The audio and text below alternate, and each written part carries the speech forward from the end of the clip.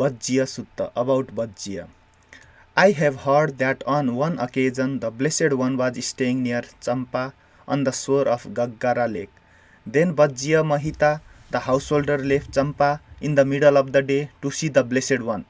But the thought then occurred to him, now is not the right time to see the Blessed One, for he is in seclusion, and it is not the right time to see the monks who develop the mind, for they are in seclusion.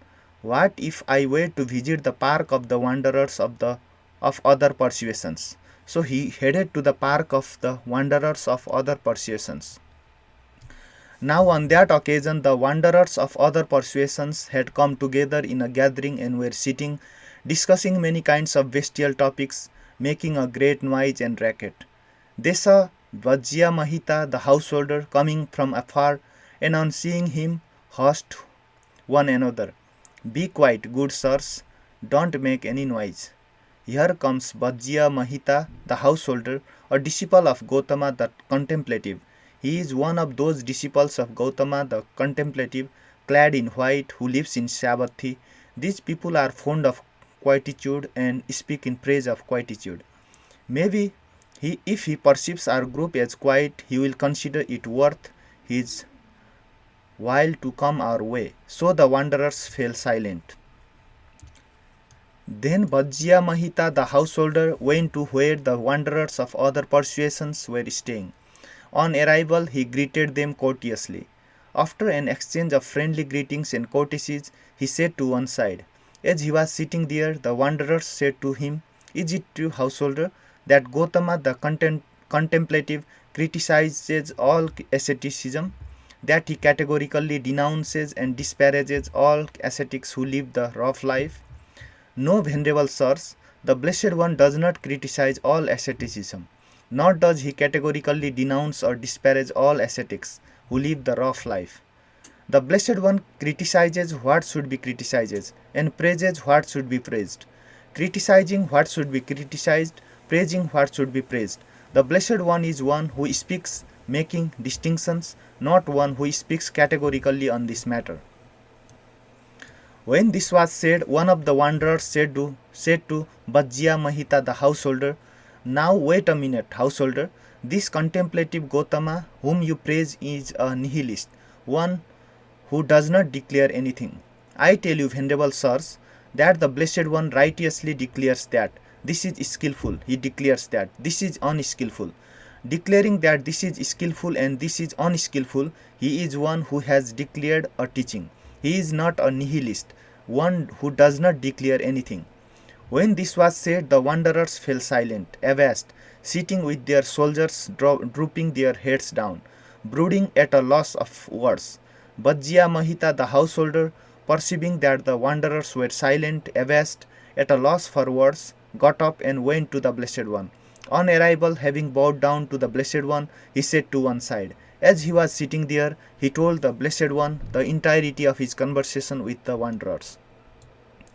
The Blessed One said, well done, householder, well done. That is how you should periodically and righteously refute those foolish men.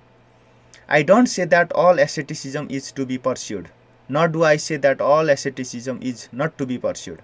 I don't say that all observances should be observed, nor do I say that all observances should not be observed.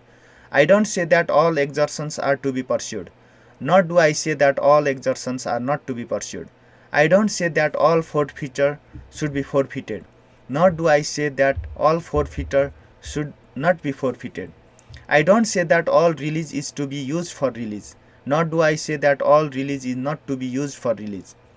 If when an asceticism is pursued, unskillful qualities grow and skillful qualities wane, then I tell you that that sort of asceticism is not to be pursued. But if when an asceticism is pursued, unskillful qualities wane and skillful qualities grow, then I tell you that that sort of asceticism is to be pursued. If when an observance is observed, unskillful qualities grow and skillful qualities wane, then I tell you that that sort of observances is not to be observed. But if when an observance is observed, unskillful qualities wane and skillful qualities grow, then I tell you that that sort of observance is to be observed. If when an exertion is pursued, a forfeiter is forfeited. If when a release is used for release, unskillful qualities grow and skillful qualities wane, then I tell you that that sort of release is not to be used for release. But if when a release is used for release, unskillful qualities wane and skillful qualities grow, then I tell you that that sort of release is to be used for release. When Vajjiya Mahita, the householder, had been instructed, urged, roused, and encouraged by the Blessed One with a talk on Dhamma, he got up from his seat and, having bowed down to the Blessed One, left, keeping the Blessed One on his right side. Not long afterward, the Blessed One addressed the monks. Monks, even a monk who has a long penetrated the Dhamma in this doctrine and discipline, would do well periodically and righteously to refute the wonders of other persuasions in just the way Vajjiya Mahita the householder has done.